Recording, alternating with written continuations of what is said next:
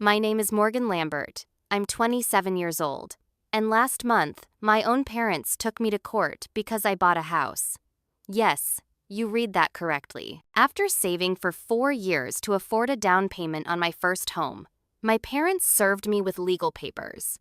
The people who raised me, who should be proud of my achievement, decided to sue me instead. The betrayal cuts deep, especially since I thought I was finally gaining independence. When the court notice arrived in my mailbox, I couldn't believe what I was seeing. If you're watching this, drop a comment letting me know where you're from. Hit subscribe, and stick around to hear the most bizarre family drama that proves blood isn't always thicker than water. To understand why my parents would do something so extreme, you need to know about my family dynamics. I grew up in what appeared to be a typical middle-class household, but beneath the surface, there were troubling patterns I only recognized later in life. My father, Bradley Lambert, is 54 and has been a successful real estate agent in our town for over 20 years. He's always been the primary breadwinner and decision-maker in our family. While he provided well financially, he maintained an iron grip on every dollar that flowed through our household. Every purchase, from groceries to clothing, required his approval. My mother never bought anything significant without checking with Brad first. My mother, Kimberly, is 52 and has always been submissive to my father's wishes, especially regarding finances. Though she worked part-time as a dental hygienist, her paychecks went straight into accounts my father controlled. She would often try to smooth things over when his controlling behavior created tension, making excuses like, "Your father just wants what's best for us," or "He's only trying to keep us financially secure." Looking back, I can see she was caught in the same web of control as my brother and I were. Then there's my younger brother, Tyler, who's 24. He's always been the golden child who followed Dad's rules without question. He studied business in college because my father said it was practical, and now works at my father's real estate company, where every aspect of his professional life remains under our father's supervision. Tyler never seemed bothered by this arrangement, at least not outwardly. Growing up, I thought our family's financial structure was normal. Many parents are careful with money, right? It wasn't until I went to college and saw how my friends' families operated that I realized our situation was unusual. My roommate would casually mention buying a new laptop with money from her summer job, without having to justify the purchase to her parent. Another friend's parents had set up a college account for him, but gave him full autonomy over how to budget it. These scenarios were foreign to me. In our family, there was an unspoken rule that children should live at home until marriage to save money. My father frequently lectured about the foolishness of young people wasting money on rent when they could live rent-free with family. But free housing came with steep costs, surveillance, control, and endless criticism about spending habits. There was also a long-standing family tradition that parents would help their children buy their first homes. Several of my cousins received down payment assistance from their parents, but these gifts invariably came with strings attached. My cousin April's parents helped her buy a condo, but then felt entitled to drop by, unannounced, and criticize her decorating choices. My cousin James received help with his house, but had to purchase in the neighborhood his parents preferred, not where he wanted to live. During my college years, I began yearning for independence. I chose to major in accounting, despite my father insisting I should get a real estate license and join the family business. This was my first major act of defiance, though I didn't frame it that way at the time. I simply told my parents that accounting offered more stable career prospects, which seemed to temporarily satisfy my father's practical side. After graduating with my accounting degree, I accepted a position at Meridian Financial Services, a well-respected firm across town. My father was visibly disappointed, making comments like, "You could have had a corner office at Lambert Realty on day one, and I've spent decades building connections you could benefit from." But I stood firm, knowing that working for him would only reinforce the unhealthy dynamics of our relationship. Then came my second act of independence. Instead of moving back home after college as expected, I found an apartment with my friend Heather. The day I told my parents about my housing decision was the first time I saw my father truly angry with me. "You're throwing money away on rent when you could live here for free," he shouted across our dining room table. "Do you have any idea how irresponsible that is? This is exactly why young people never get ahead financially." My mother, as usual, tried to mediate.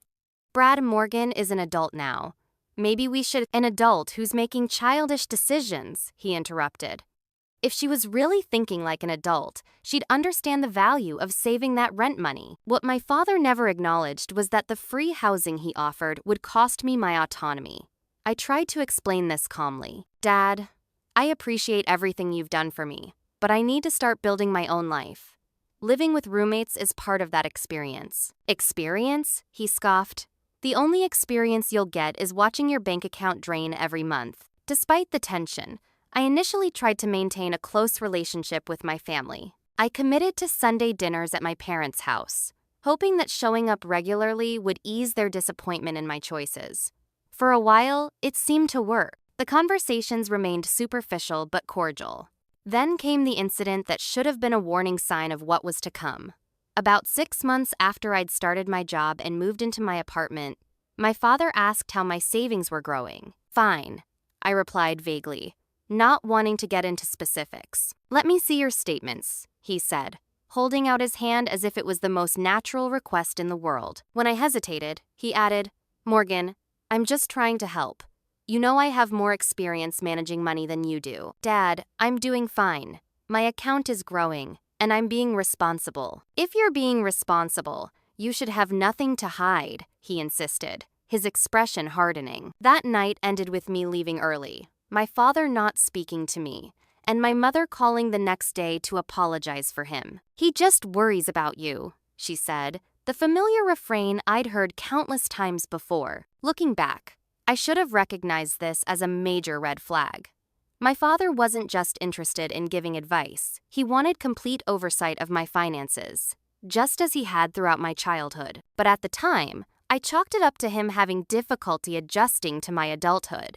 I had no idea how far he would eventually go to maintain control. Over the next 4 years, I built a life that was increasingly separate from my parents' influence. At Meridian Financial, I earned a reputation for being detail-oriented and dedicated, qualities that helped me advance from entry-level accountant to senior accountant with a comfortable salary increase. Each professional achievement strengthened my confidence in my ability to make good decisions without my father's guidance. My financial situation steadily improved as well. I paid off my modest student loans 2 years ahead of schedule, built an emergency fund, and contributed consistently to my 401k, following the advice of mentors at work rather than my father. I still attended Sunday dinners most weeks, but I shared less and less about my career and finances to avoid confrontation. The idea of buying my own home first took root during a lunch with my colleague Rachel. She had just closed on a small townhouse and was bubbling with excitement as she scrolled through photos on her phone. The process wasn't nearly as scary as I thought it would be, she told me. And my mortgage payment is only $200 more than what I was paying in rent for a much smaller space. That conversation sparked something in me. If Rachel could navigate the home buying process successfully, why couldn't I? That night, I began researching first-time homebuyer programs in my area, mortgage rates, and typical down payment requirements. The more I learned, the more achievable homeownership seemed. I opened a separate savings account specifically for a down payment and developed a plan to accelerate my savings. I cut back on dining out, found a less expensive gym, and took on occasional freelance accounting work for small businesses.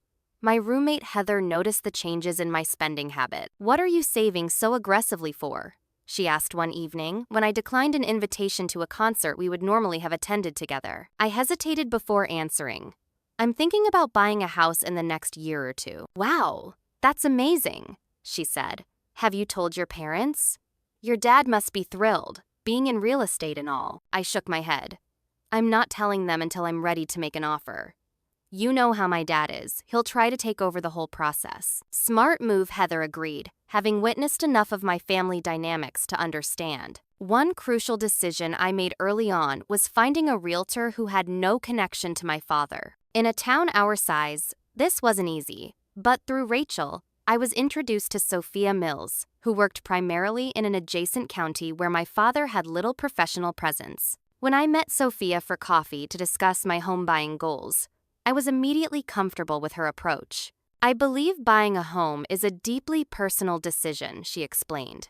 "My job is to provide information and guidance, But ultimately, you're the one who has to live there and make the payments. You need to love it and feel confident about the purchase. This philosophy was refreshingly different from my father's typical I know what's best for you stance. Sophia and I began looking at properties within my budget, focusing on modest homes in established neighborhoods with good resale potential. I was determined to make a sound financial decision that even my father couldn't criticize, though I knew he'd find something. House hunting was both exciting and nerve-wracking.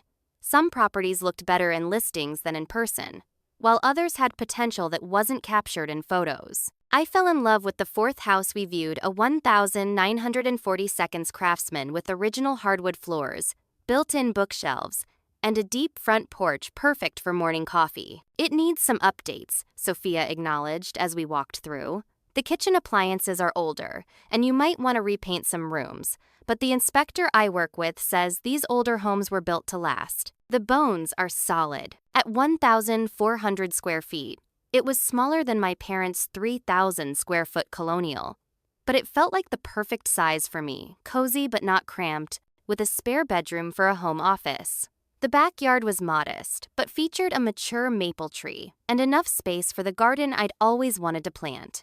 The asking price was at the top of my budget, but Sophia suggested we offer slightly below and see where negotiations led. After submitting my offer, I experienced 2 days of anxiety, checking my phone constantly for updates. When Sophia finally called, the seller had countered just $5,000 above my initial offer, still within my maximum budget. After a brief discussion about contingencies and closing timeline, I accepted. Just like that, I was under contract to buy my first home. The moment was surreal. Pride and excitement collided with dread about telling my family. I decided to call my mother first, hoping she might help pave the way with my father. "Mom, I have some news," I said when she answered. "I'm buying a house." "A house?" she repeated, sounding genuinely surprised but not immediately negative. That's a big step, Morgan. Where is it? When did you start looking?" I gave her the basic details, and to my relief, her initial reaction seemed positive. "It sounds lovely, dear. You always did like those older homes with character." Then came the inevitable question. "Does your father know?" "Not yet," I admitted. "I wanted to tell him in person. Maybe at dinner this Sunday?" There was a long pause before she responded. "You know, he might be hurt you didn't come to him for help, being in real estate and all." "I know, Mom, but I needed to do this my way." "Well," she sighed, "just be prepared. You know how he can get." That Sunday, I arrived at my parents' house with a knot of anxiety in my stomach.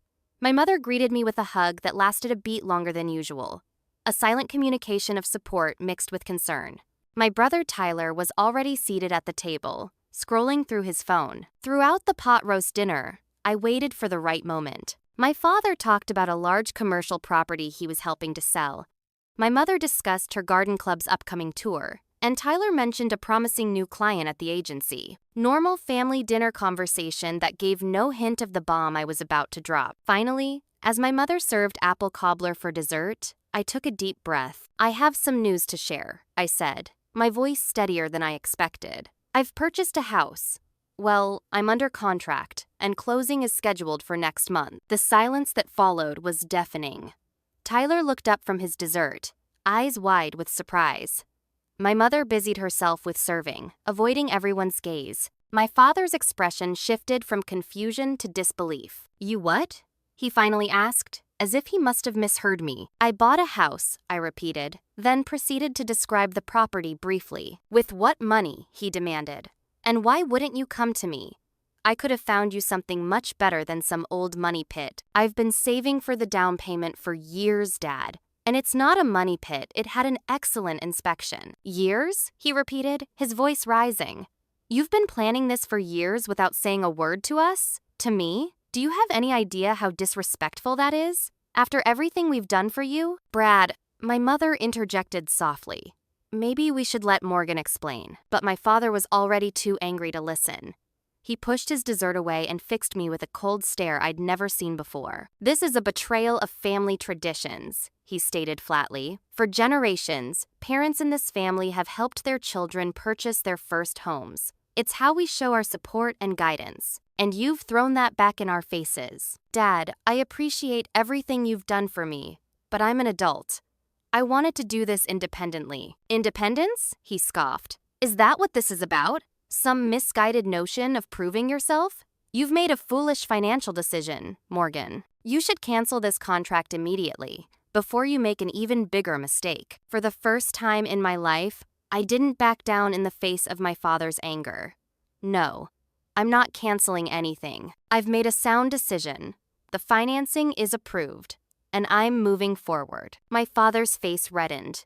If you go through with this, there will be consequences. Don't expect me to bail you out when you realize you've gotten in over your head. I don't expect that, I replied calmly, though my heart was racing.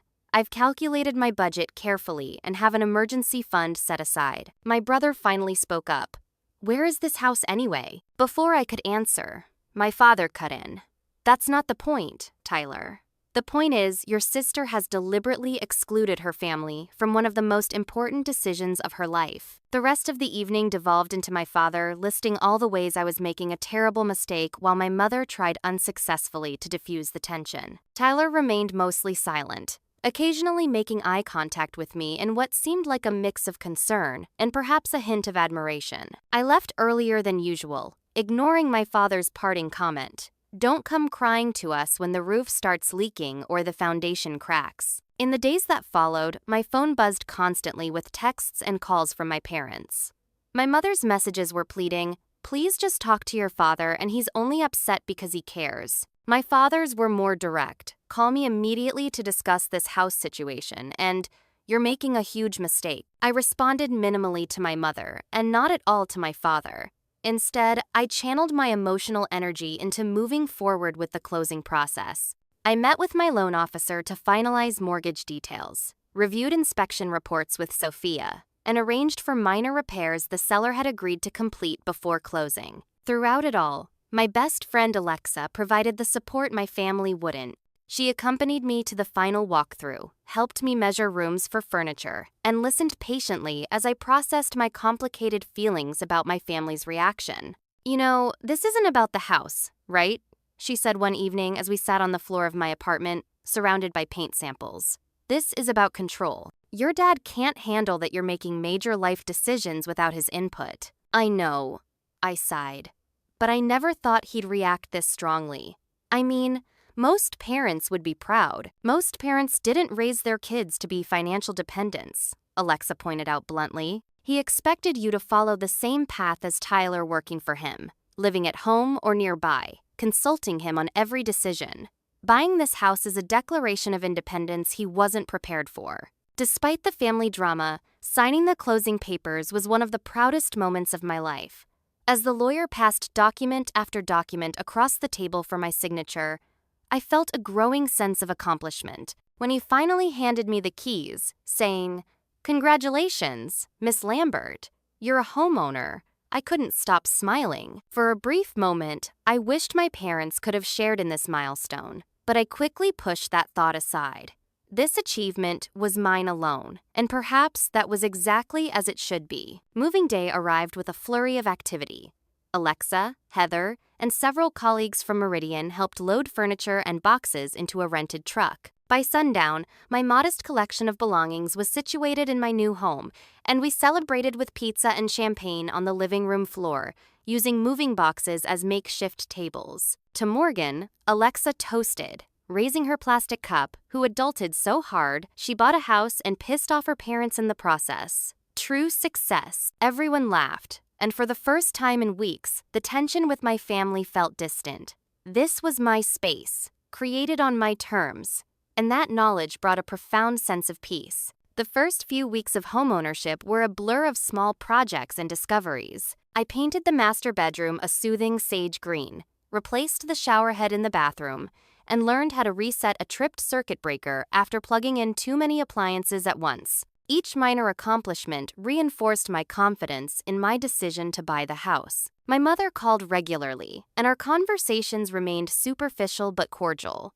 She mentioned visiting someday when things calmed down, but never committed to a date. My father maintained radio silence, though my mother assured me he would come around eventually. Tyler texted occasionally, asking practical questions about my home buying experience that suggested he might be considering his own escape from our parents' influence.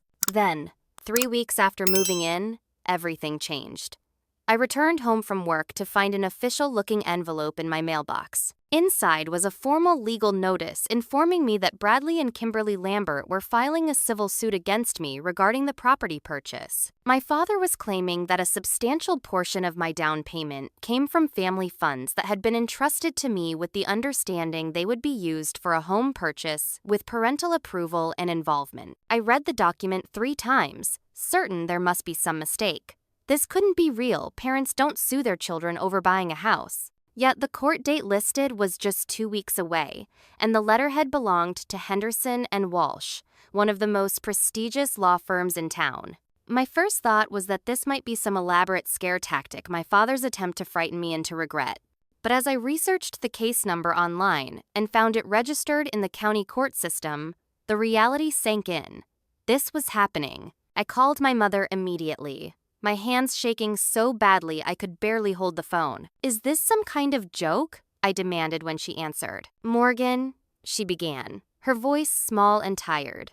"I'm so sorry. I tried to talk him out of it, but you know how your father gets when he feels he's been wronged." "Wronged?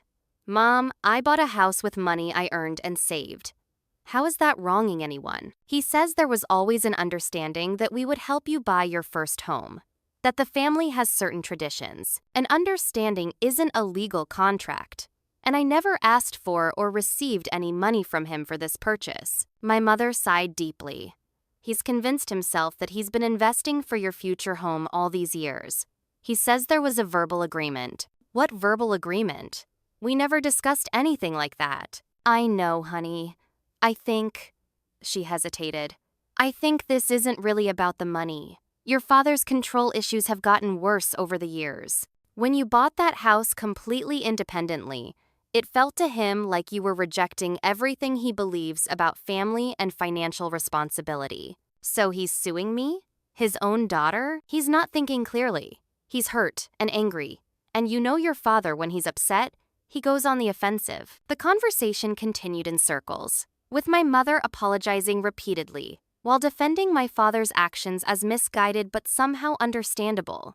It ended with her in tears and me feeling more alone than ever. Later that evening, my mother texted to inform me that my father had already told several of his real estate colleagues about the lawsuit. The humiliation of knowing my personal family drama might become professional gossip added another layer to my distress. I worked with financial professionals. How would they view me if they heard I was being sued by my own parents? That night, I experienced my first full-blown panic attack. Sitting on my new kitchen floor at midnight, struggling to breathe, I realized I needed legal help. I called my friend Jessica, who had recently graduated from law school, hoping she might offer some initial guidance. "Morgan, this is insane," she said after I explained the situation.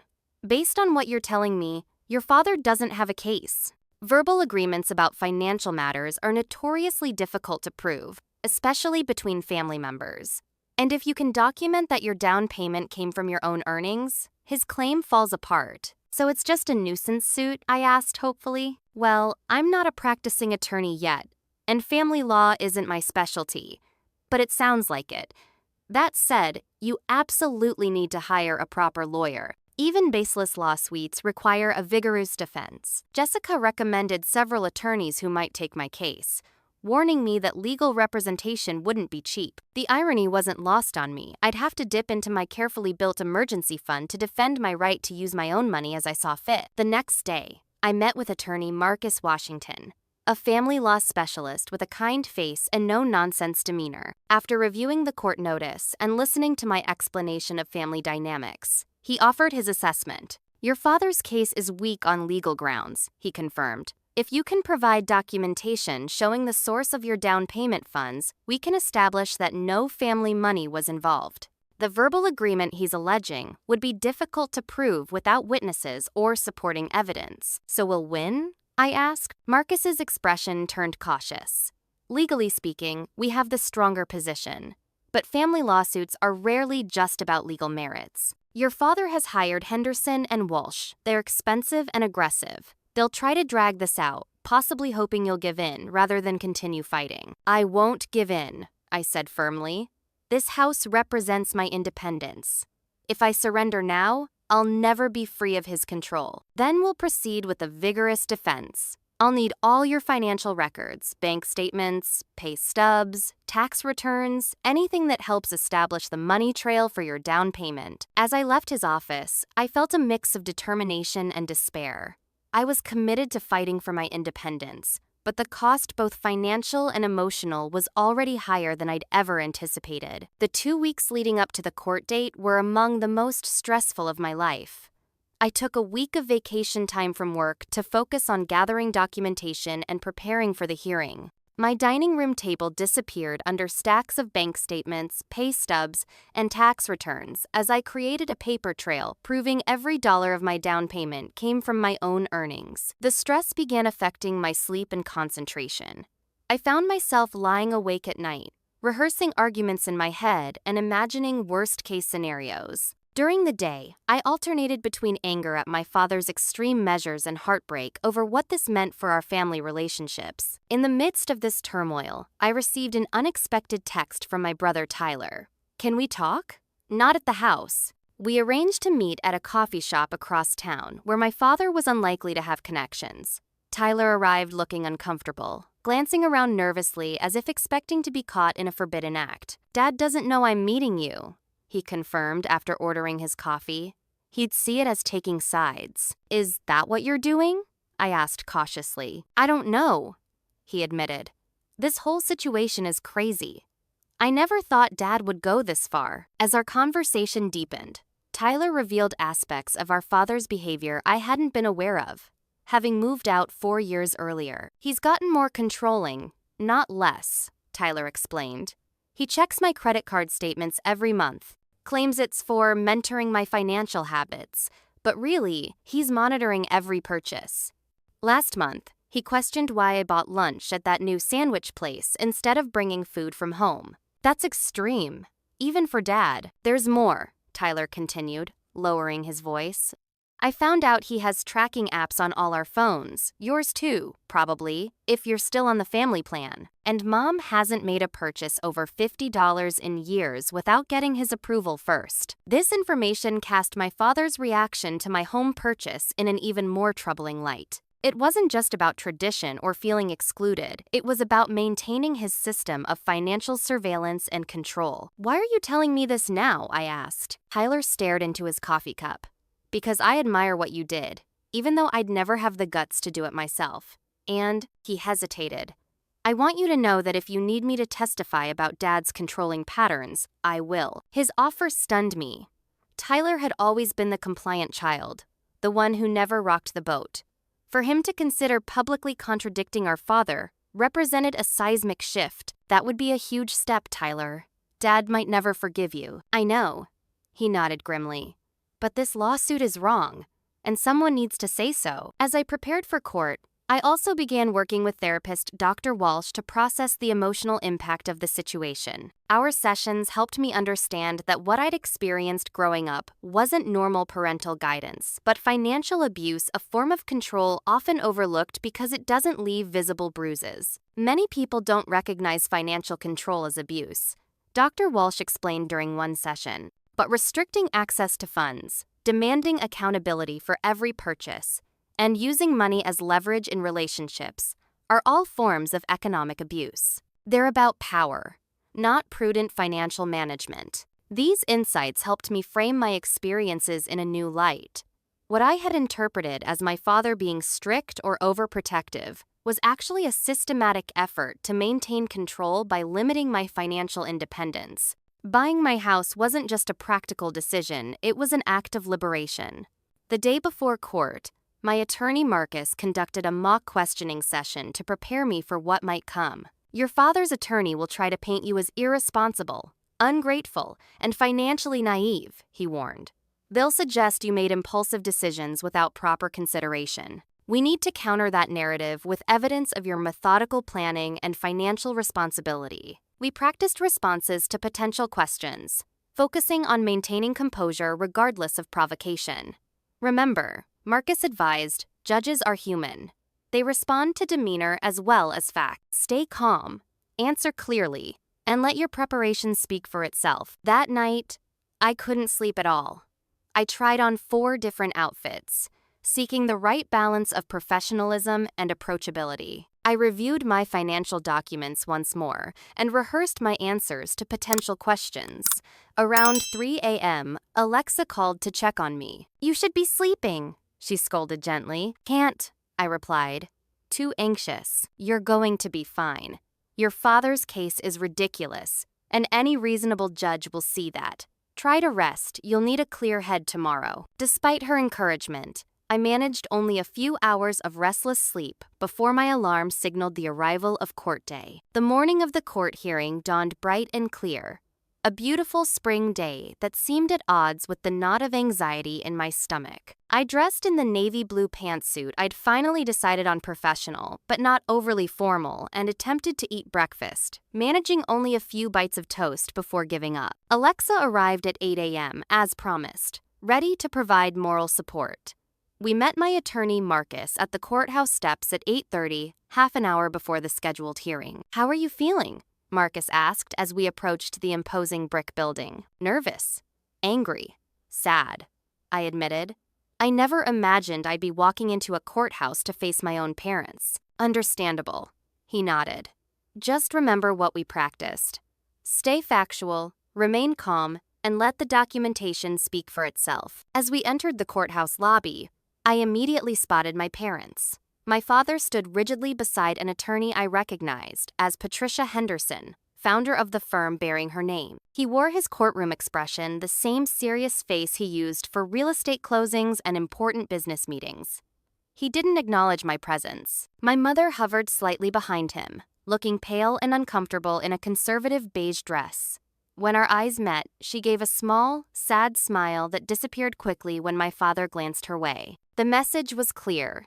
She might feel conflicted, but she was standing with him. What surprised me was the presence of several extended family members: my father's brother, Uncle Paul, his wife, Aunt Diane, and my grandmother, Lambert. Their appearance suggested my father had been rallying family support, likely presenting his version of events to garner sympathy.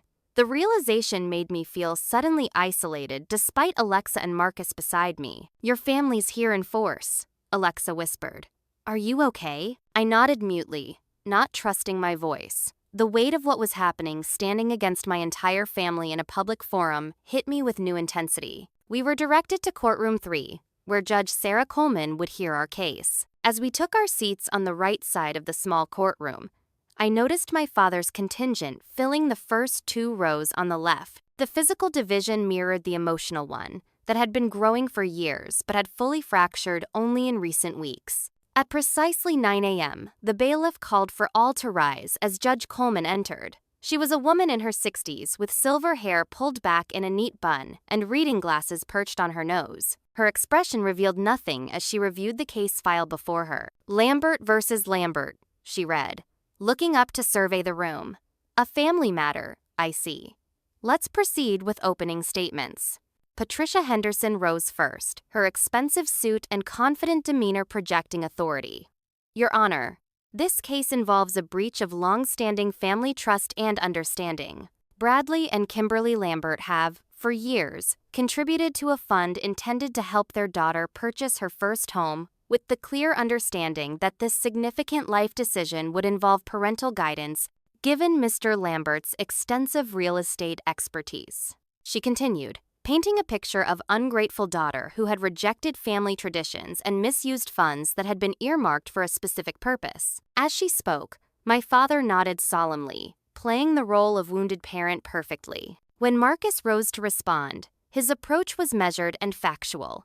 "Your Honor, this case has no legal merit and should never have reached your courtroom. My client, Morgan Lambert, purchased a home using funds she earned through her employment as an accountant and saved diligently over 4 years. There was no family fund contributed to by the plaintiffs, no written agreement regarding parental involvement in her home purchase, and no legal basis for the claims being made today." Judge Coleman listened attentively to both sides before addressing the court. "I'll hear testimony from both parties, beginning with the plaintiffs. Mr. Lambert, please take the stand. My father testified for nearly 30 minutes, describing family traditions of parental involvement in children's first home purchases and claiming he had been investing in my future home since I was in college. He presented family photos showing him teaching me about house maintenance as a child and helping my cousins with their home purchases evidence, he suggested, of the Lambert family's approach to intergenerational financial support. Morgan knew that when the time came to buy a home, the family would help with the down payment and use our collective wisdom to find the right property, he stated. Instead, she secretly purchased a house without any consultation, rejecting decades of family tradition and expertise. During cross-examination, Marcus focused on the lack of documentary evidence. Mr. Lambert, did you ever transfer money to your daughter specifically designated for a home purchase? Not directly, my father admitted, but we provided her with free housing during college summers, which allowed her to save money that would eventually go toward a home. And did you have a written agreement stating that this summer housing came with strings attached to her future home purchase? No, but in our family, some things are understood without being written down. Did you ever tell your daughter explicitly that she was required to involve you in her home purchase? I shouldn't have had to. It was implied by our family history and traditions. As my father's testimony continued, it became increasingly clear that his case rested entirely on his perception of implied agreements and family expectations, rather than any legally binding arrangements. His frustration became evident as Marcus methodically dismantled these claims. My mother's testimony followed, and I could see her discomfort as she took the stand. She largely corroborated my father's account of family traditions, but seemed less certain about specific claims regarding my financial obligations. Did you and your husband ever specifically discuss with Morgan that she was required to involve you in her home purchase? Marcus asked. My mother hesitated, glancing at my father before answering. We assumed she understood our family's way of doing things, but you never explicitly told her that accepting summer housing or other parental support came with conditions on her future financial decisions as an adult? Not in those words. No, she admitted quietly. As my mother stepped down, the courtroom door opened, and to everyone's surprise, my brother Tyler entered. My father's expression darkened immediately, and I heard my grandmother's audible gasp. Tyler had not told our parents he would be attending, let alone testifying. Your Honor, Tyler addressed the judge directly. I'd like to testify if I may. Judge Coleman looked at both attorneys.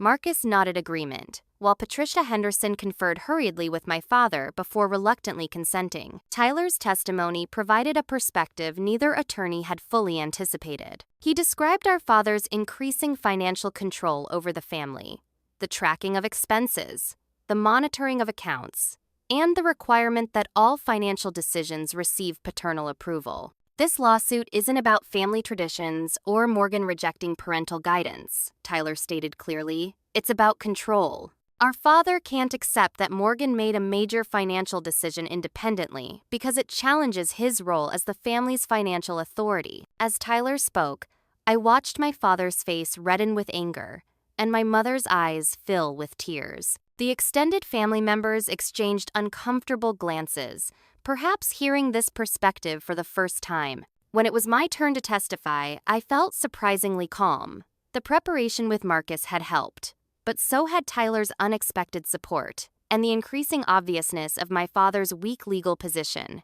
I presented my bank statements, showing regular deposits from my employer, documentation of my savings pattern over 4 years, and a complete paper trail of the down payment funds coming from my personal account. I explained my decision-making process, the research I'd conducted, and the professional guidance I'd sought from my realtor and loan officer. I didn't exclude my parents out of disrespect, I testified. I excluded them because past experience had shown that their involvement, particularly my father's, would mean surrendering control of the process and ultimately the decision. As an adult with financial stability and independence, I wanted to make this important life choice on my own term. Patricia Henderson's cross-examination attempted to portray me as financially naive and ungrateful for parental guidance, but the documentation I'd presented spoke for itself. The funds were clearly mine, earned through my employment and saved through my discipline. After all, testimony concluded, Judge Coleman called a 20-minute recess to review the evidence. Those minutes stretched interminably as both sides waited in separate areas of the courthouse hallway. Alexa kept me company while Marcus reviewed his notes, occasionally offering reassuring nods in my direction. When we reconvened, Judge Coleman didn't keep us in suspense. Having reviewed the testimony and evidence presented, I find no legal basis for the plaintiff's claims, she stated firmly. There is no documentation of any financial contribution from the plaintiffs toward the defendant's home purchase, nor any written agreement requiring parental involvement in said purchase. The evidence clearly shows that Miss Lambert used her own earned income for the down payment. She removed her reading glasses and looked directly at my father. Mr. Lambert, family traditions and parental expectations, while important in many contexts, do not constitute legally binding obligations. Your daughter is an adult who made a financial decision with her own resources. This court cannot and will not intervene in such a situation. Turning to address the entire courtroom, she continued, I would also note that the court system should not be used as a tool to resolve family disagreements that have no legal basis. Such actions waste judicial resources and can cause irreparable harm to family relationships. With a final tap of her gavel, she concluded, the plaintiff's case is dismissed. Court is adjourned. The wave of relief that washed over me was immediately tempered by my father's reaction. He stood abruptly, his face flushed with anger, and began loudly objecting to the ruling. This is an outrage. Family obligations matter. She has rejected everything we taught her. As the bailiff moved toward him, Patricia Henderson quickly intervened, placing a restraining hand on my father's arm and speaking urgently into his ear. My mother looked mortified, staring at the floor as the courtroom spectators watched the scene unfold. Judge Coleman addressed my father one final time. Mr. Lambert, I suggest you accept this ruling with dignity. Further outbursts will not be tolerated in my courtroom. My father allowed his attorney to lead him out, but not before casting a look of such disappointment and anger in my direction that it physically hurt to receive it. My mother followed without making eye contact, and the extended family members trailed behind like a solemn procession. Only Tyler remained behind, approaching me with a tentative smile.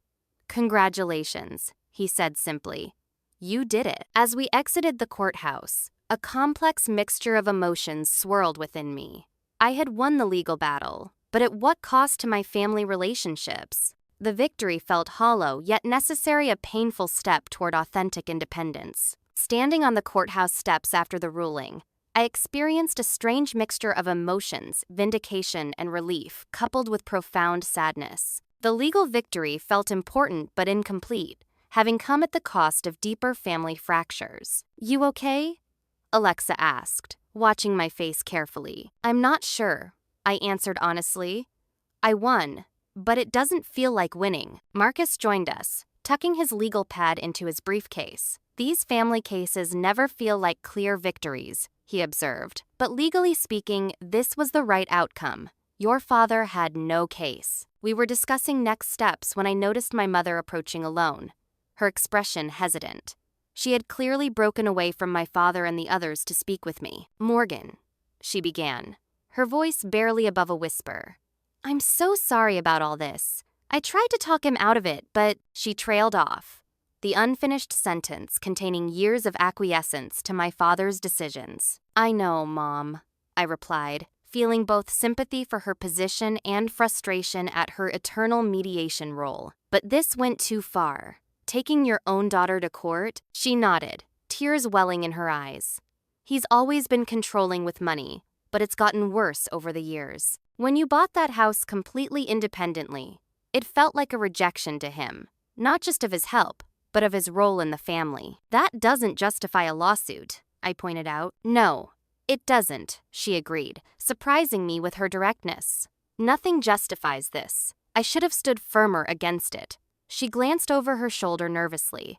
I should go. He's waiting in the car and will wonder where I am. I just wanted you to know I love you, regardless of what happened today. As she hurried away, I felt a familiar pang of frustration at her inability to fully break from my father's influence. even while recognizing the complexity of their decades-long relationship. Tyler approached next, having hung back during my conversation with our mother. "That took guts," he said, nodding toward our mother's retreating figure. "For her, I mean. Dad's going to question where she went." "Will you be okay?" I asked, suddenly concerned about his position. "Dad saw you testify against him. It'll be tense," he admitted. "But maybe it's time I started standing up for myself too. Your independence has been inspiring." Tyler's words stayed with me as Alexa, Marcus, and I left for a celebratory lunch at a nearby restaurant. The conversation over food was lighter than I expected, focusing on the more absurd moments of the hearing rather than the painful family implications. "Your father's face when your brother walked in was priceless," Alexa remarked. "I thought he might actually explode." "Tyler's testimony was crucial," Marcus added. "Family perspectives carry significant weight in these cases. It showed this wasn't just your interpretation of events." By the end of lunch, I felt more centered, able to appreciate the significance of what had happened. I had stood my ground against intense pressure and prevailed. The principles of independence and self-determination I'd been fighting for had been affirmed not just personally, but legally. That meant something, regardless of the family fallout. The weeks following the court case brought significant changes to my family dynamics. My father maintained his silence toward me, refusing direct contact but occasionally sending messages through my mother.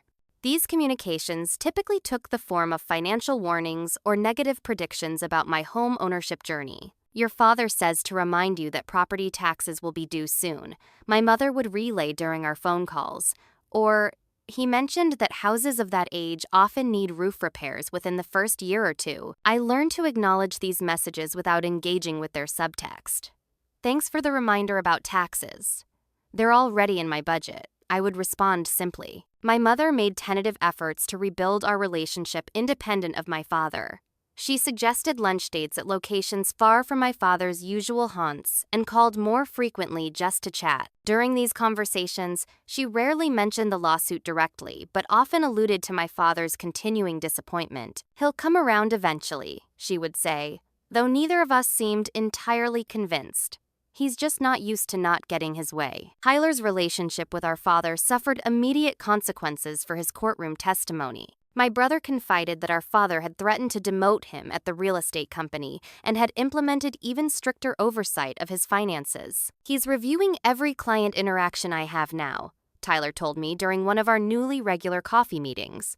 "Says he needs to restore trust in my judgment." Despite these pressures, Tyler seemed more resolved than cowed. He had begun looking into positions at other real estate firms and had opened a bank account our father didn't know, about small steps toward the independence I had already claimed. The extended family divided in their reactions. Some relatives, like Uncle Paul and Aunt Diane, remained firmly in my father's camp, sending me messages expressing their disappointment in my rejection of family values. Others reached out privately to express support, though few were willing to do so openly for fear of my father's disapproval. My grandmother Lambert surprised everyone by calling me directly a month after the court case. "I don't agree with how you went about things," she said in her characteristically blunt manner, "but Bradley went too far with that lawsuit. Family disagreements don't belong in courtrooms." Coming from her, my father's mother, and a traditionalist herself, this qualified support felt significant. She even hinted that she might visit my new home when the dust settles a bit. As the initial shock of the court case faded, I threw myself into making my house truly my own. I planted the garden I'd dreamed of, learned basic plumbing repairs through online videos, and hosted small gatherings of friends who had supported me through the ordeal. Each small improvement to the house felt like an affirmation of my decision. When I successfully installed a ceiling fan in the living room without assistance, I experienced a sense of accomplishment that went beyond the practical achievement. I was building not just a home, but a life on my own terms. My therapy sessions with Dr. Walsh continued, focusing increasingly on establishing healthy boundaries with my family moving forward. The court case was the climax of the conflict, but the story doesn't end there, she observed during one session.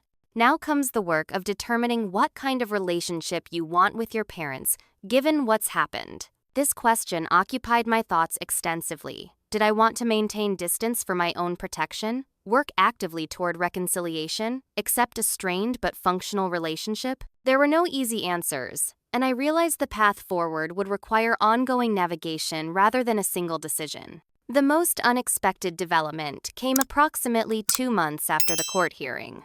Tyler called one evening, his voice pitched higher with excitement. "You won't believe this," he began without preamble.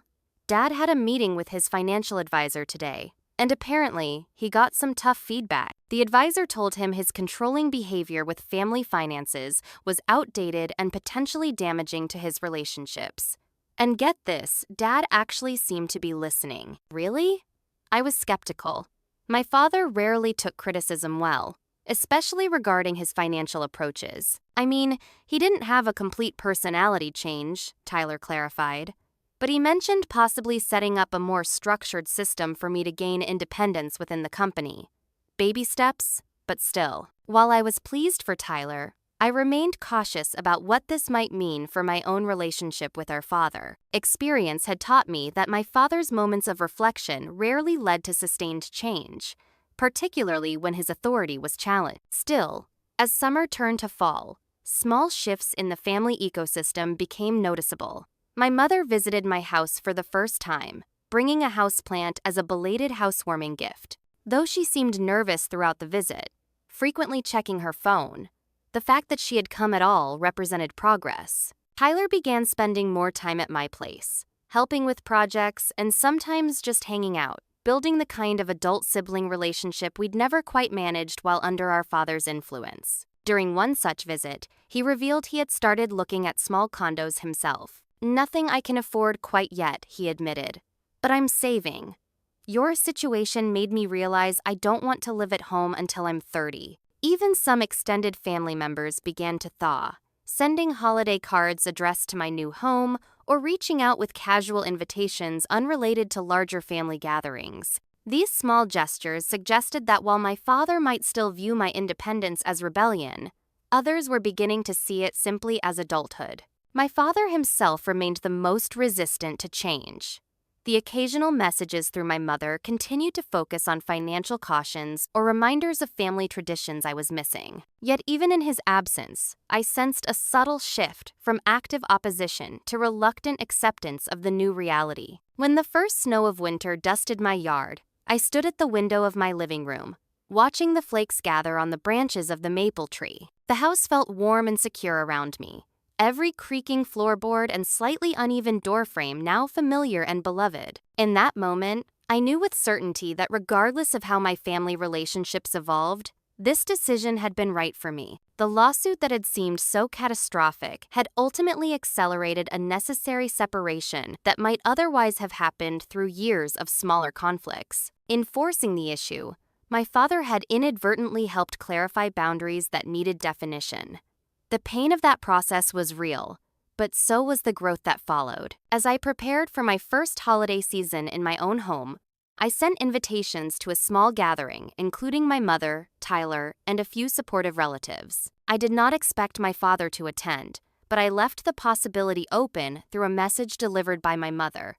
"Everyone is welcome." Whether he chose to accept that invitation or not, I would be standing confidently in the home I had created for myself, surrounded by people who respected my independence. The judge's words from that day in court echoed occasionally in my thoughts. Family traditions and parental expectations, while important in many contexts, do not constitute legally binding obligations. Beyond the legal truth of that statement lay a deeper personal truth. I was still coming to fully understand that love without respect for autonomy isn't really love at all, but another form of control. In the immediate aftermath of the court hearing, the family fracture I had feared became reality. Standing on the courthouse steps with Alexa and Marcus, I spotted my mother approaching hesitantly, glancing over her shoulder to ensure my father wasn't watching. "I'm sorry it came to this," she said, her voice barely audible. "I tried to talk him out of it, but you know how he gets when he thinks he's right." "I know, Mom," I replied, torn between sympathy for her position and frustration at her perpetual mediation. "But this crossed a line. Taking your own child to court is extreme." She nodded, tears welling. "He's not thinking clearly. This isn't just about the house, it's about feeling like he's losing control of the family. First, you with your job and apartment. Now, this house purchase. He sees it all as rejection. That doesn't make it okay. No, it doesn't, she agreed, surprising me with her candor. Nothing justifies this. I should have been more firm in opposing it. She glanced nervously toward the parking lot. I need to go before he wonders where I am. Just know that I love you, regardless of what happened today. As she hurried away, Tyler approached, having kept his distance during our conversation. That took courage for her, he observed. Dad's going to question where she went. Will you be okay? I asked, suddenly worried about his position. Dad saw you testify. It'll be rough for a while, he admitted. But watching you stand up for yourself made me realize I need to start doing the same. Maybe not as dramatically, he added with a small smile, but in my own way. We arranged to meet for coffee later that week, a new tradition born from the ashes of the old Sunday family dinners. The celebratory lunch with Alexa and Marcus afterward felt surreal relief, mingled with lingering anxiety about the future. Marcus reassured me about the legal aspect. The case is dismissed with prejudice, meaning your father can't refile on the same grounds. If he tries any other legal maneuvers regarding the house, we'll be prepared. I thanked him, recognizing that while the legal battle was over, the family one was just beginning its next phase. That evening, alone in my house for the first time since the court hearing, I felt the full weight of what had transpired. I had won, but victory came with profound loss. I sat on my front porch swing, watching the sunset and wondering what shape my family relationships would take moving forward. The weeks that followed brought an uneasy new normal. My father maintained complete silence toward me, refusing direct contact but occasionally sending messages through my mother. These typically took the form of thinly veiled warnings about homeownership challenges. Your father says to remind you that the property tax assessment might increase next year, my mother would relay during our weekly phone calls. Or, he mentioned that houses of that age often need foundation inspections. I learned to acknowledge these communications without engaging with their subtext. Thanks for the reminder, Mom. I've accounted for potential tax increases in my budget. I would respond neutrally. My mother made tentative efforts to rebuild our relationship independent of my father. She suggested lunch dates at restaurants far from my father's usual haunts and called more frequently just to chat about neutral topics: her garden club, a book she was reading, neighborhood news. During these conversations, she rarely mentioned the lawsuit directly, but often alluded to my father's continuing disapproval. He'll come around eventually, she would say, though neither of us seemed entirely convinced. He's just always been the family authority on financial matters. This is unfamiliar territory for him. I recognized these attempts at reconciliation for what they were: my mother, trying to repair family bonds without challenging my father's position. While I appreciated her efforts, I maintained clear boundaries about what I would discuss regarding my home and finances. Tyler's situation proved more immediately complicated than mine. During one of our coffee meetings, he revealed the consequences he'd faced for his courtroom testimony. Dad's demoted me at work, he confided, stirring his latte absently.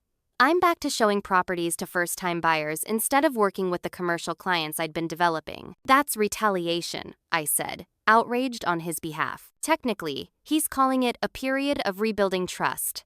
Tyler made air quotes around the phrase. He's also requiring weekly reviews of all my client interactions and expenses. It's even more controlling than before. Can you look for another job? I suggested. Other real estate firms would be lucky to have you. I've started putting out feelers, he admitted. And I opened a separate bank account he doesn't know about.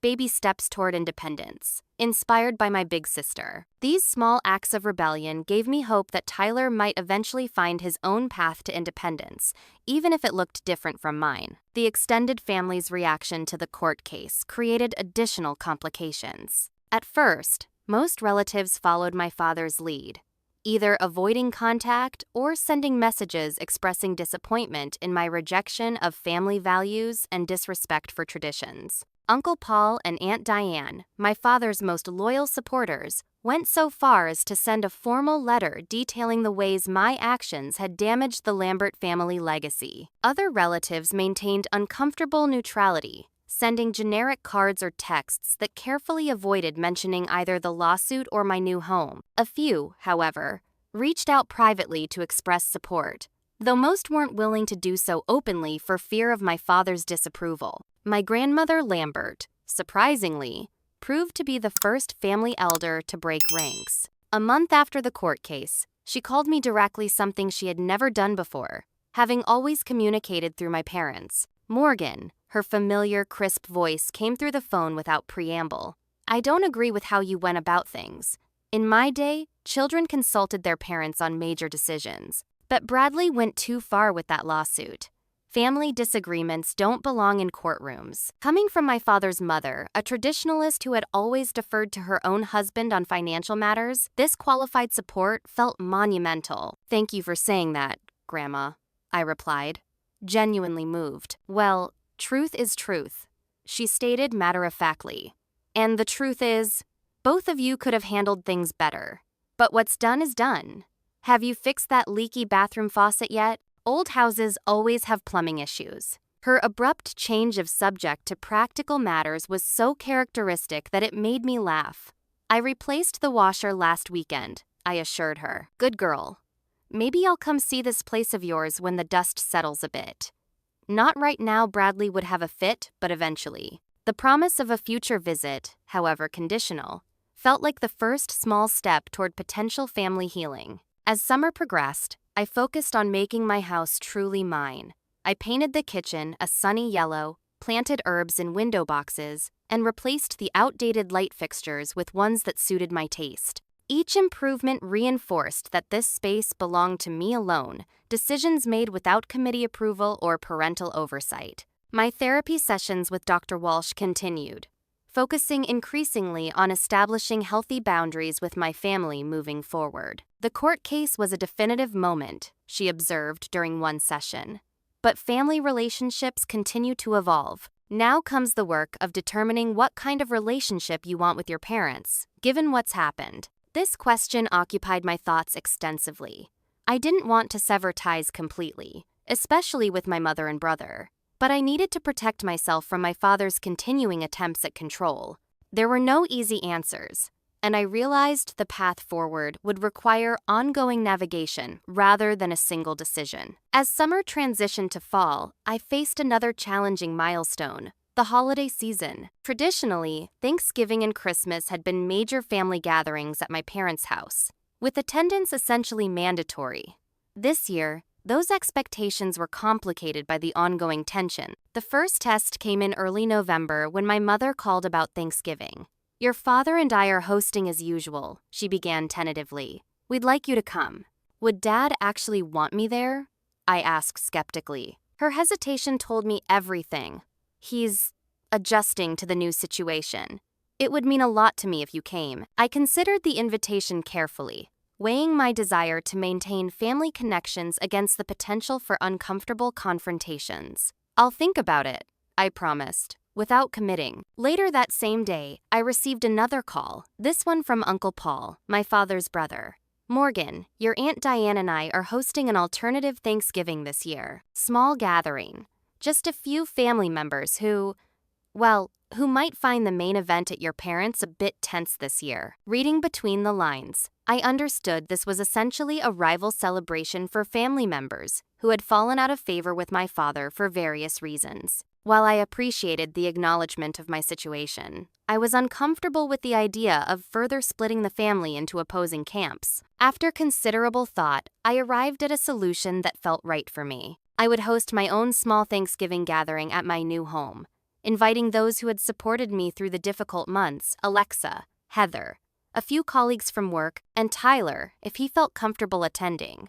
My mother would receive an invitation as well, with the understanding that she might need to divide her time between celebrations. The idea of hosting my first major holiday gathering in my own home filled me with both excitement and anxiety. This would be another step in establishing my adult identity, separate from my family of origin, creating new traditions rather than simply rejecting old ones. When I called Tyler to extend the invitation, he was quiet for a moment before responding. "I want to come," he said finally, "but you know what that will mean for my relationship with Dad." "I know," I acknowledged. No pressure either way. I understand whatever you decide. Let me think about it, he replied, echoing my own response to our mother's invitation. In mid-November, another unexpected development occurred when several cousins contacted me, asking if they could join my Thanksgiving gathering instead of attending either my parents' or Uncle Paul's events. These were younger family members I'd always been friendly with, but hadn't expected to take sides in the family discord. Your situation made us start questioning some of the family dynamics we grew up with, my cousin Melissa explained during a phone call. The way Uncle Bradley tried to control your financial decisions through legal action, it made us look at our own relationships with our parents differently. This ripple effect of my stand for independence was something I hadn't anticipated. While I hadn't intended to become a catalyst for wider family change, I found myself in that position nonetheless. As Thanksgiving approached, my mother continued making tentative efforts to bridge the divide. She visited my house for the second time, bringing a homemade pie and awkwardly complimenting my decorating choices. During the visit, she revealed that my father had been telling extended family members that I had come to my senses and would soon be selling the house. He's convinced himself that's what will happen, she explained, looking uncomfortable. That this is just a phase of rebellion you're going through. It's not a phase, Mom, I stated firmly. This is my home.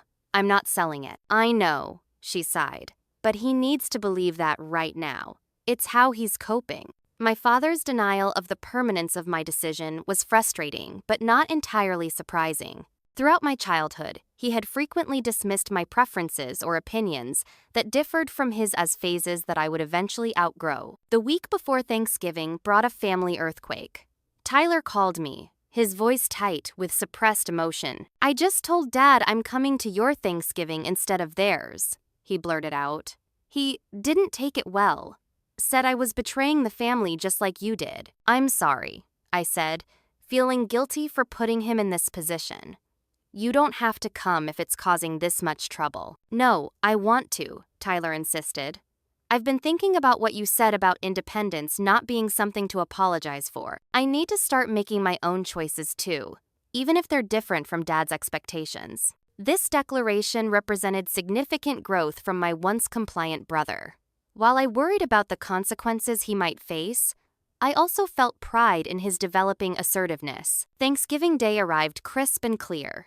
I spent the morning cooking in my kitchen, music playing and windows open to the cool autumn air. There was something deeply satisfying about preparing a holiday meal in my own home, deciding which traditions to maintain and which new ones to create. Guests began arriving at 3 Alexa and her boyfriend first, then Heather, followed by several colleagues, and finally Tyler, looking both nervous and excited as he presented a bottle of wine and a houseplant. First time I've gone to Thanksgiving anywhere but Mom and Dad's, he admitted as he helped me arrange serving dishes. My mother arrived last, slipping in quietly with containers of her traditional cranberry sauce and sweet potato casserole.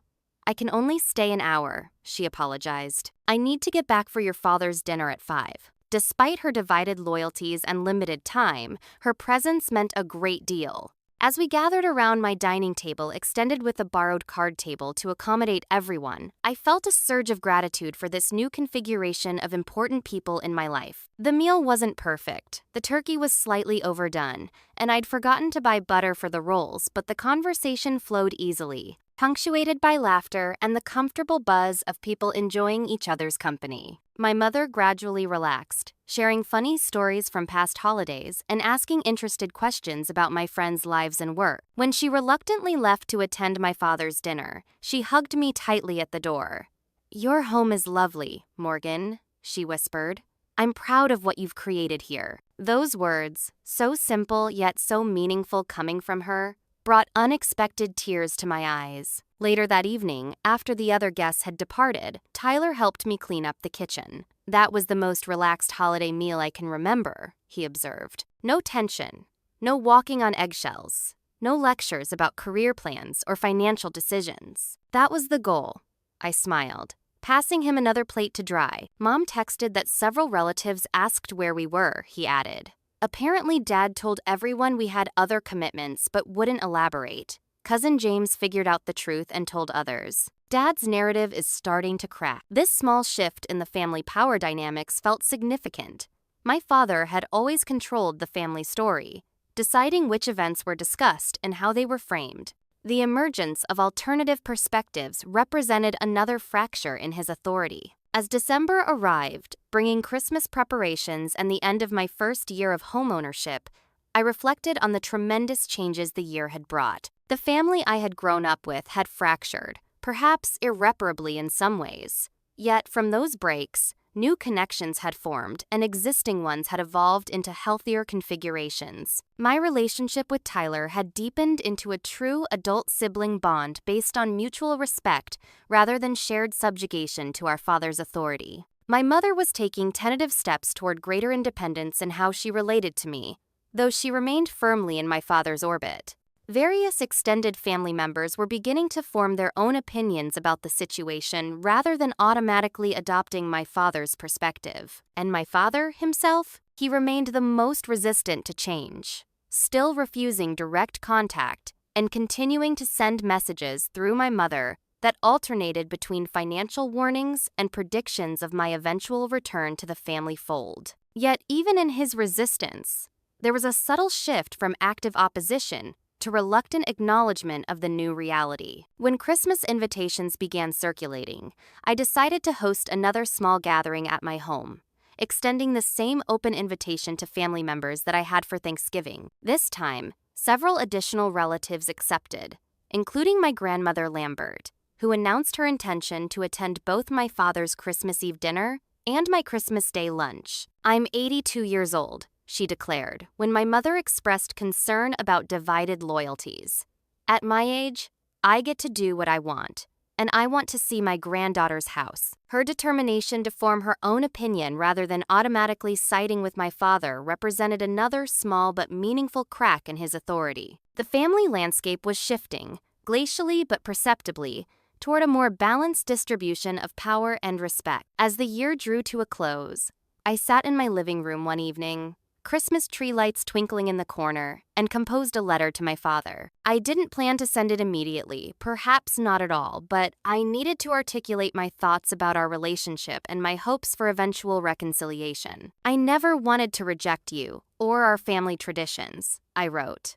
"I simply needed to establish myself as an adult, capable of making my own decisions. My independence isn't a rejection of you, but rather a natural progression of growing up. I hope someday you can see that and be proud of the self-sufficient daughter you raised, even if I chose a different path than the one you envisioned." Whether those words would ever reach him remained uncertain. What was clear, however, was that I had found my own path forward, one built on self-determination, healthy boundaries, and authentic relationships. The family fracture that had seemed so catastrophic had ultimately created space for necessary growth and reconfiguration. As I sealed the letter and placed it in my desk drawer, I felt at peace with the knowledge that regardless of how my relationship with my father evolved, I would be standing on solid ground in my own home, purchased with my own money, decorated according to my own taste, and filled with people who respected my autonomy. 6 months after the court case, summer had given way to fall, and I found myself fully settled into the rhythm of homeownership. The initial strangeness of having a place that was entirely mine had transformed into comfortable familiarity. Every corner of the house now held my personal touch, from the sage green bedroom walls I'd painted myself to the vegetable garden I'd established in the backyard. My home improvement skills had grown alongside my confidence. What had once seemed intimidating, fixing a leaky faucet, installing a ceiling fan, regrouting the bathroom tile, now felt like manageable challenges. Each successful project reinforced my capability and independence, reminding me that I could solve problems without my father's intervention.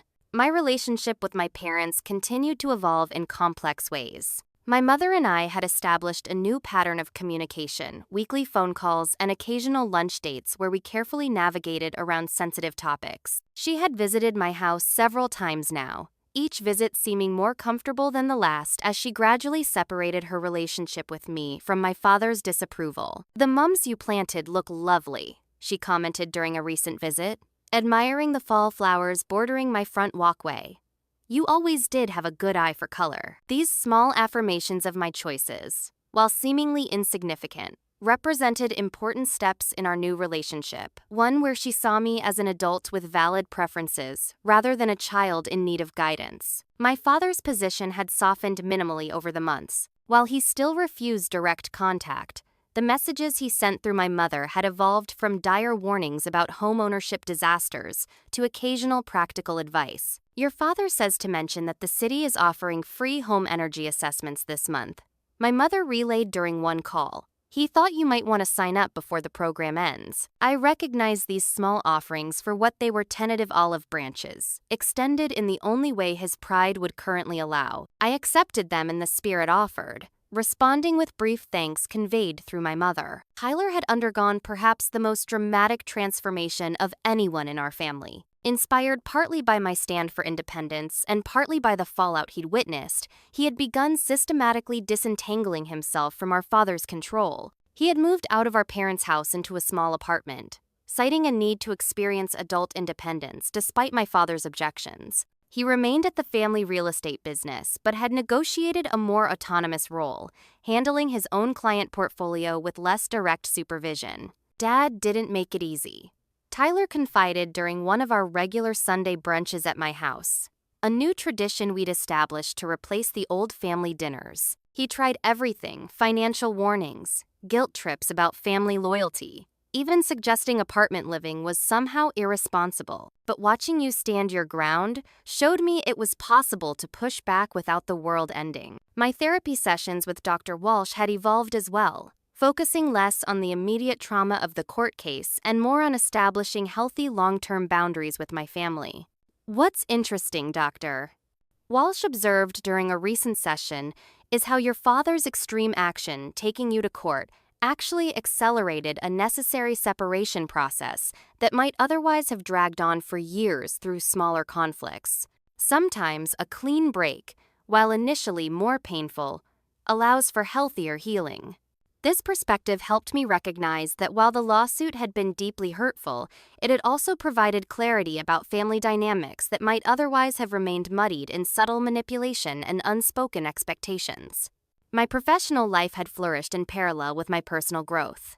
6 months after the court case, I received a substantial promotion at Meridian Financial, moving into management with a team of junior accountants reporting to me. The confidence I'd gained from standing up to my father had spilled over into my workplace presence, making me more assertive in meetings and more willing to propose innovative approaches. The Morgan from a year ago would have spent weeks second-guessing herself before presenting that restructuring plan. My boss commented after I successfully pitched a major client project. "I'm impressed with how you've grown into your expertise." My personal relationships had evolved as well.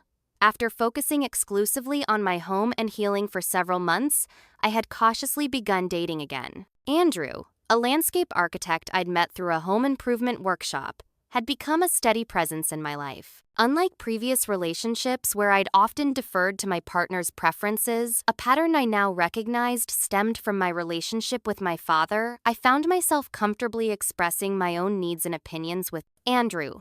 "I like that you know what you want," he remarked during an early date when I decisively selected a restaurant without the hesitation that had characterized my past decision-making. "It's refreshing." As winter approached, I decided to host a housewarming dinner party, something I'd postponed during the initial legal turmoil. The guest list included close friends who had supported me through the difficult months, several work colleagues, and, after careful consideration, my mother and brother.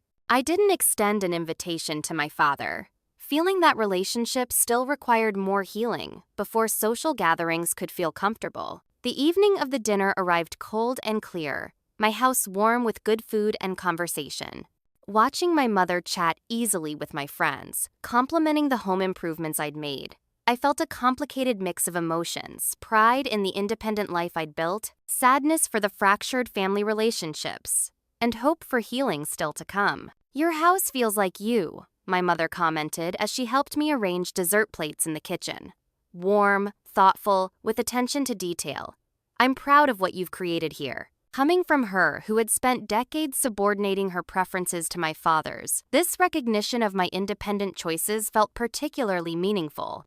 Tyler had become a regular visitor and helper with various home projects, his natural handiness complementing my growing but still developing DIY skills. Together, we'd built a backyard fire pit, installed floating shelves in the study, and were planning a kitchen backsplash renovation for spring. Remember when Dad insisted we couldn't possibly know how to install a ceiling fan without his supervision? Tyler laughed one afternoon as we successfully completed exactly that task. Turns out YouTube tutorials work just as well as paternal oversight. These small moments of shared accomplishment had strengthened our sibling bond in ways that hadn't been possible under our father's dominating influence. We were discovering each other as adults with our own strengths and perspectives rather than as competitors for parental approval. The broader family landscape continued its slow evolution. Some relatives maintained distance, clearly aligning with my father's position, while others had gradually re-established connection. My grandmother Lambert had become an unexpected ally, visiting my house monthly for tea and offering practical household advice without the controlling undertones that characterized my father's help. "You know, your grandfather tried to control our finances too," she confided during one visit, surprising me with this glimpse into family history I'd never heard. Different generation, but same issue. I wish I'd stood up to him the way you stood up to your father. Might have saved myself decades of asking permission to buy a new dress. These small revelations helped me understand that my father's controlling tendencies hadn't emerged from nowhere, but were part of intergenerational patterns, which made breaking those patterns feel even more significant. As the one-year anniversary of my home purchase approached, I received an unexpected email from my father, the first direct communication since the court case. It was brief, just 3 sentences. "Your mother tells me you've maintained the house well this year. The maple tree in your yard likely needs pruning before spring. I know a reliable arborist if you need a recommendation." No apology, no direct acknowledgement of the conflict, yet in its own way, it represented a tiny step toward potential reconciliation. The criticism was wrapped in concern, the control impulse evident in the recommendation, but the very fact of reaching out directly felt significant. After careful consideration, I replied with equal brevity. "Thank you for thinking of the tree. I've actually already scheduled pruning with Green Valley arborists next month. They came highly recommended by a neighbor." It was a small exchange, maintaining boundaries while acknowledging his outreach. Whether it would lead to further communication remained to be seen, but it felt like a positive sign that healing, however slow and imperfect, remained possible. The journey from that shocking legal notice to my current sense of peace had been neither straight nor easy. There had been moments of profound doubt, nights spent questioning whether homeownership was worth the family fracture, days of anger at my father's extreme reaction, periods of guilt over my mother caught in the middle, and my brother facing consequences for supporting me. Yet looking back over the year, I could trace a path of necessary growth and independence that might never have happened without that catalyzing crisis. The lawsuit that had seemed so catastrophic had ultimately forced a reckoning with unhealthy family dynamics that had been simmering below the surface for decades. I had learned that financial independence was not merely about having my own bank account or property deed, but about claiming the right to make decisions without seeking external validation, a lesson that extended far beyond money matters. I had discovered the difference between support that empowers and help that controls, becoming more discerning about the relationships I maintained in all areas of my life. Perhaps most importantly, I had learned that family love, to be authentic, must include respect for individuality and autonomy. Relationships built on control, masquerading as care, ultimately undermine the very connection they claim to value. True family bonds should strengthen rather than restrict personal growth. Sitting in my backyard on a mild spring evening, watching fireflies emerge as twilight deepened, I felt a profound sense of having come home to myself as much as to this physical house. The property that had sparked such conflict had become a symbol and space for authentic living, a tangible representation of the importance of creating boundaries that protect what matters most, the freedom to determine one's own path. I couldn't know what the future held for my relationship with my father. Healing might come gradually through small moments of connection, like the email exchange, or our paths might remain more separate than I had once imagined. What I did know with certainty was that I would continue building a life aligned with my values, surrounded by people who respected my independence while offering genuine support. The house that had been the center of such turbulence had become a sanctuary of peace, not because the problems had disappeared, but because I had grown strong enough to hold both the pain of family conflict and the joy of self-determination without being overwhelmed by either. As stars began appearing in the darkening sky, I felt gratitude for this journey, difficult though it had been. Standing up for yourself comes with costs, but living authentically is ultimately worth the price. Perhaps that was the most valuable lesson of all, one I had bought not just with a down payment and mortgage, but with the courage to define my own boundaries, even when they differed from family expectations. Have any of you experienced something similar with your families having to stand up for your independence in ways that created conflict? I'd love to hear your stories in the comments. If this resonated with you, please give the video a like and subscribe for more real-life experiences. Share this with someone who might be struggling with family boundaries. Sometimes knowing others have walked a similar path makes the journey less lonely. Thank you for listening to my story. And remember, creating a life that feels like home sometimes requires building new foundations. I'll see you